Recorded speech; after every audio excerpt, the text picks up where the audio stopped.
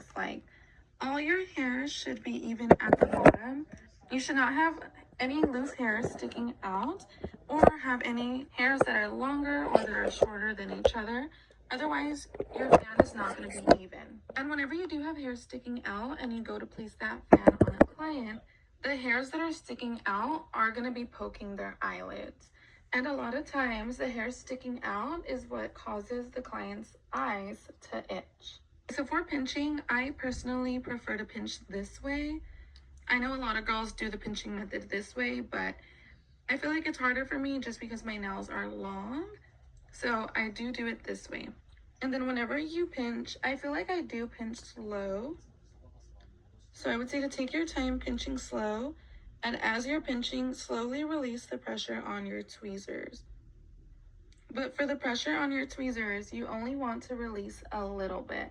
If you release too much, then all the hairs are going to go everywhere. And then whenever you dip in glue, you should just be dipping in 1 to 2 mms of glue. And I will swipe a few times to wipe off any excess glue and to make sure my base is as thin and snatched as I want it. So this is what you should want your fans to look like. You should not have any hairs sticking out, and your hair should be evenly spread out. Another important thing when it comes to making fans is making sure that you do have a super snatched base. I feel like whenever you have a snatched base, it is way easier for you to apply the fan to the natural lash. If you have a base that's super thick and bulky, it is not going to apply as easy, and that base can be uncomfortable for your clients. So from the front, we do have a wide fan with the snatched base, and then once you turn to the side, you do want to make sure that you are keeping the thin base. Your fan could look good from the front, but then once you turn it to the side, it can be super thick and bulky, which is what you don't want. I am going to zoom in a little bit more, that way you guys can see. Another important thing when it comes to picking up off the strip is making sure that you are picking up at the sweet spot of your tweezer. I feel like every sweet spot is different for every tweezer that you do use. The only way to find it is to practice. So to me, the sweet spot is where your tweezers close completely and have the absolute best grip. But for my tweezer, I feel like my sweet spot is here in the middle. If I were to pick up somewhere else on the tweezer, my hairs would go everywhere. Okay, I'm going to try to pick up where my sweet spot isn't at. Do you guys see that? So if you're not picking up at your sweet spot, your hairs are going to move. So now let's try picking up at our sweet spot. Look at that. Once you're picking up at your sweet spot, you will get a perfect pull every time. Another thing that helps with your pulling off the strip is making sure that you're taking your time. If you're there trying to rush your fans and trying to work fast, you are going to be messing up and your fans aren't going to be coming out as you want them to. So let's go ahead and pinch again.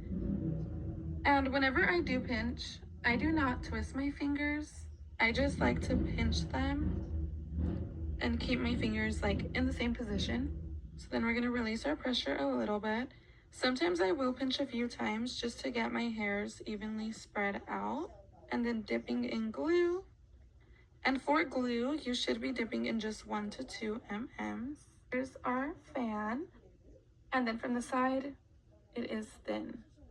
Like I said earlier, the supplies that you use are super important, especially when it comes to learning the pinching method. If I were to use different pairs of tweezers, they wouldn't fan out the same. So I'm going to go ahead and try a different pair of tweezers just to show you guys.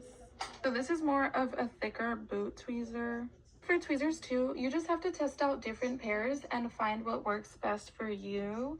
For tweezers, there are so many different angles, degree tweezers that are thin and super thick boot tweezers. So you kind of just have to find what you prefer as a lash tech and what's comfortable for your hand.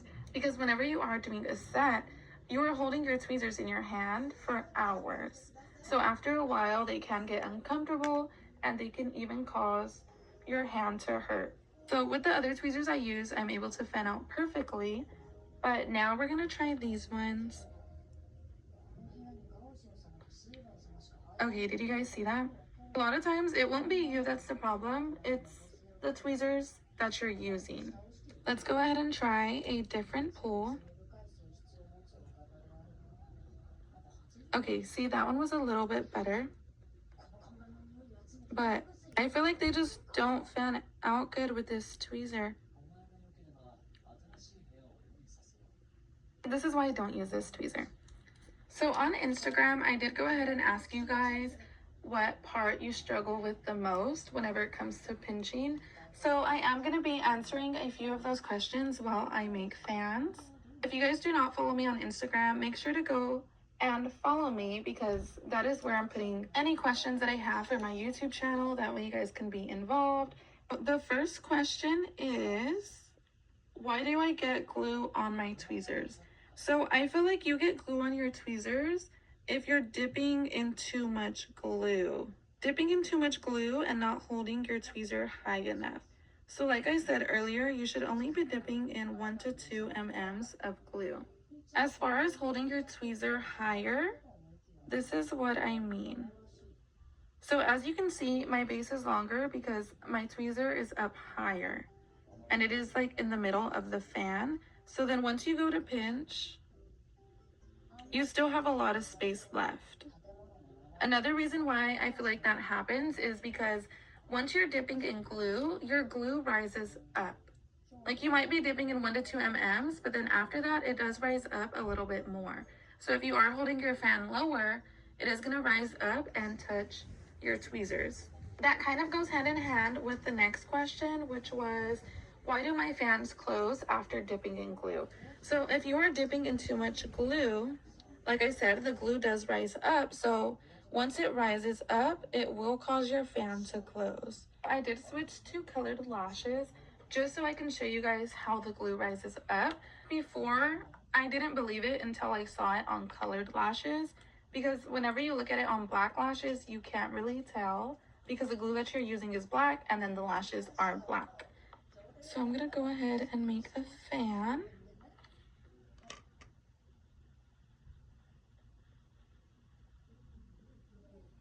And then once you dip, you will see the glue rise.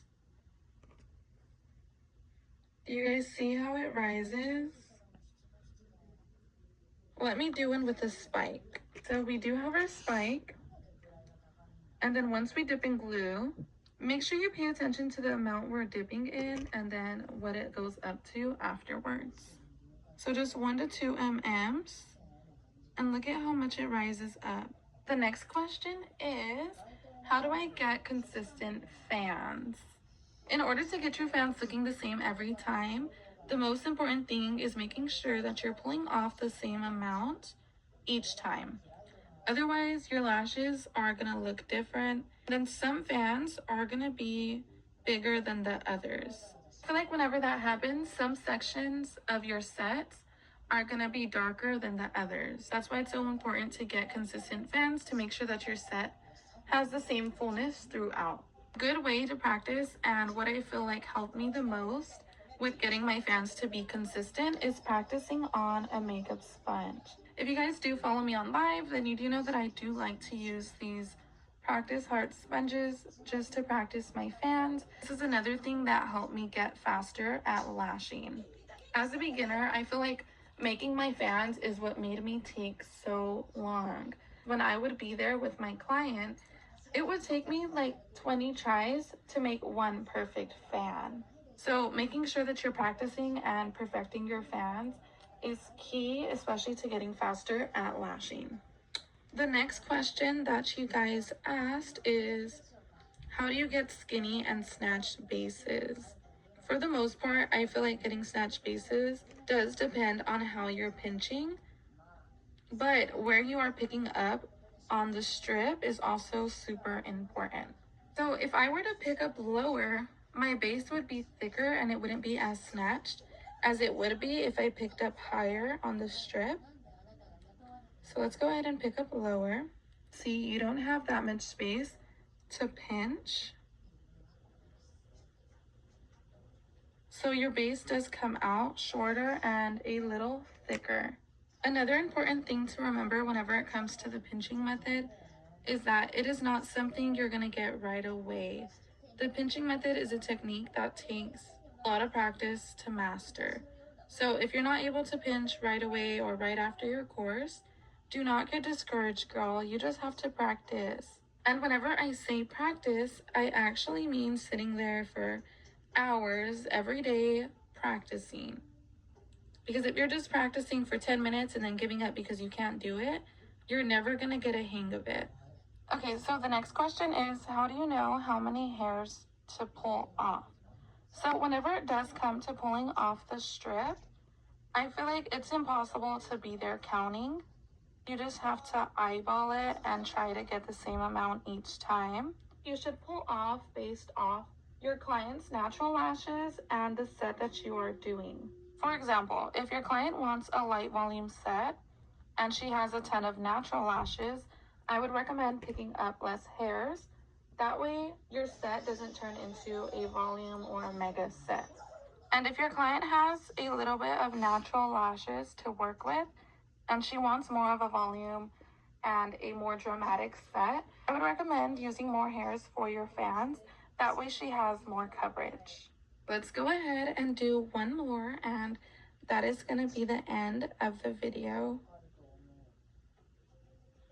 So once we get ready to pinch, just remember to release a little bit of pressure.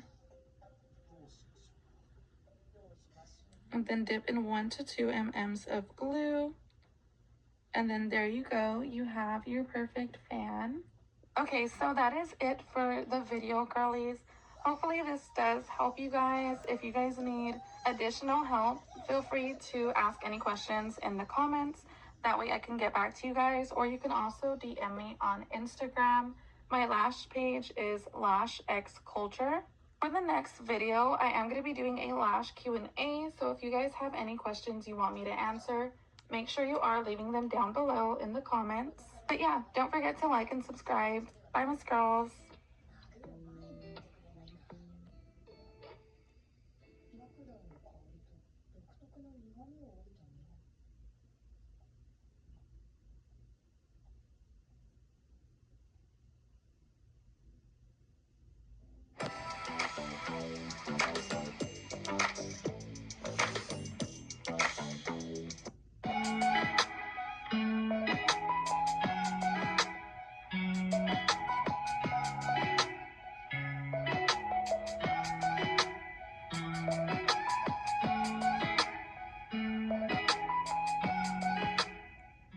Hello guys, welcome back to another video. Today's video is going to be all about how I fan as I lash and how I fan in general and retention and all of that good stuff. So let's go ahead and jump right into the video. Before we start, I just want to let you guys know about the star of the show, which is my volume tweezer. It's called the Pick Me Up Volume Tweezer, and we also have a matching isolation tweezer. They're this adorable pink color, and I'm just absolutely in love with them. If you are interested in purchasing these tweezers, you can do so at shopzlashes.ca, and as well as pick up some other goodies if you are interested. But I just want you guys to go ahead and look at the grip on those things. I'm in love. Anyways, let's jump right into the video. So the first thing that I want to talk about is just generally fanning.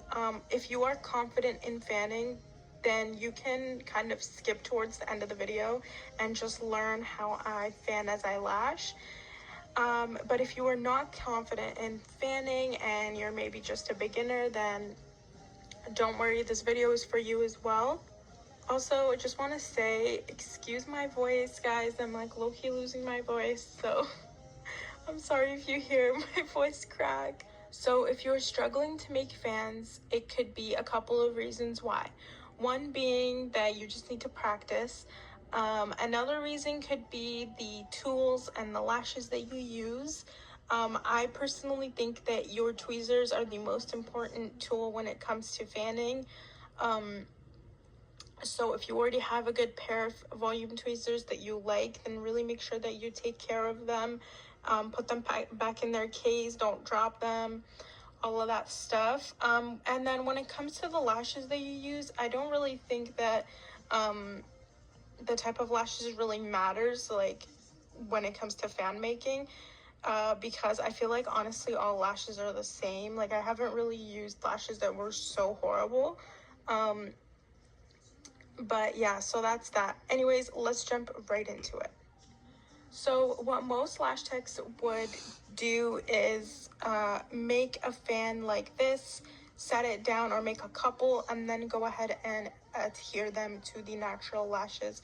Personally, that is not how I like to lash because I like to get the wraparound method. So I like to place the fan as soon as I make it on my client's natural lashes, because then my lashes will wrap around, and I'll get more into that later. But let's just go ahead and jump into how. So the main important thing when it comes to making your fans is also how you pick up. So don't pick up too quickly, don't pick up too slowly, and you really want to make sure that you find that sweet spot for your tweezers. So as you see, I really take my time when picking up lashes, and that's what you want to do as well. Yeah, like really can't stress that enough. Take your time and find the sweet spot. Like right here, what I'm doing, I really take my time to pick up. That's probably the longest part of me making fans. Now that you have the lashes picked up and they have a straight base at the bottom, which is exactly what you want, you're going to want to take those lashes between your thumb and your index finger and pinch slightly, and at the same time you're going to want to release pressure from your volume tweezers just a little bit. Okay, so I'm going to show you guys that one more time. So again, we are picking up. And as you see, I have one little stray hair, and it's okay if you have that. Just go ahead and you can just like take that off just like so.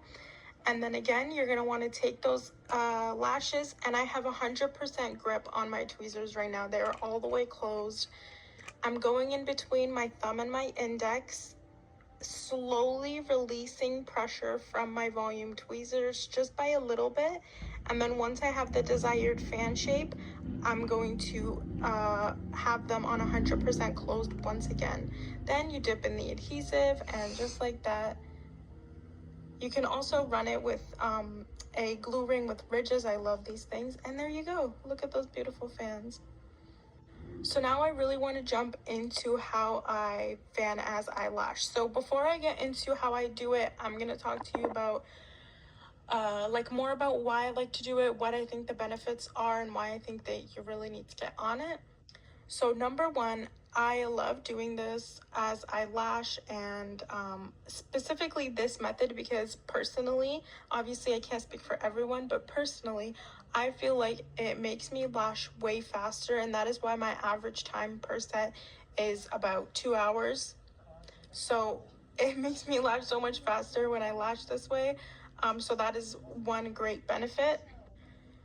Another benefit is retention. So since I am not pro making these fans and I'm placing them on the natural lashes right away, and I'm really giving them time to wrap around, therefore I'm getting the wraparound method, which is giving me better retention, and those lashes will really stay on there much longer.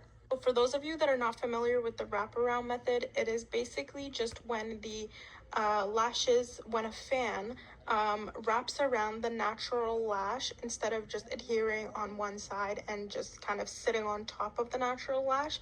As you can imagine, obviously when it is wrapped around the natural lash, it's gonna last way longer. So that is just basically what the wraparound method is. So now let's jump into how I actually do this. So the most important thing is how you hold your isolation tweezers. So as you see, I have my isolation tweezers.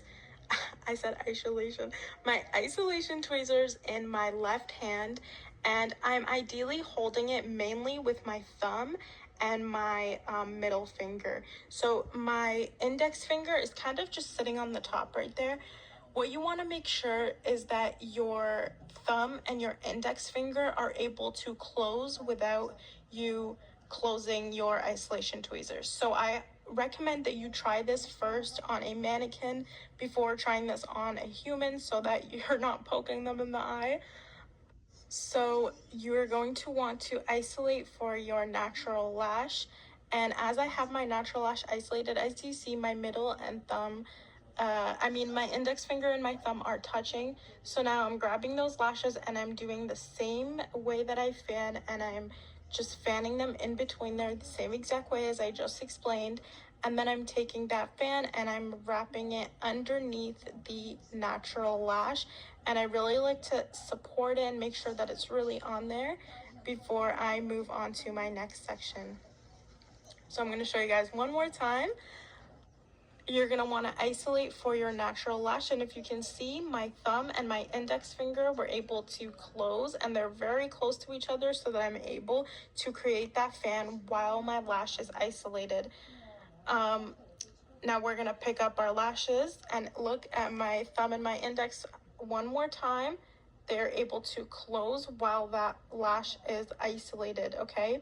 So you're going to pick up your lashes, take your time, you have that nice straight base, then we're going to go in right in between your thumb and your index finger and slowly release pressure. This will create the fan. There you go. Dip it in your adhesive. This is just a little tip. I like to run it through the ridge and then let go and hold my fan higher up so that I'm able to really get it to wrap around there. And there you go. Then you can go in there, wiggle it, move it around, make sure that it's adhered from all sides and angles. And there you have it. That fan is not going to go anywhere. So I'm going to show you guys another example as well, just so you can see it for multiple times. I also like to use both my tweezers to isolate. Sometimes I like to use my pinky.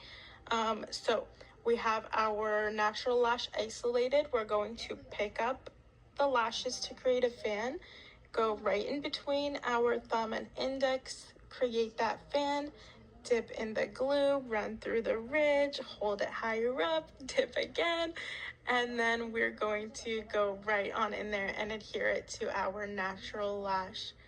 And there you have it. So yeah, that's basically the most important thing, is just how to hold your isolation tweezers and get comfortable with holding them that way, and making sure that your thumb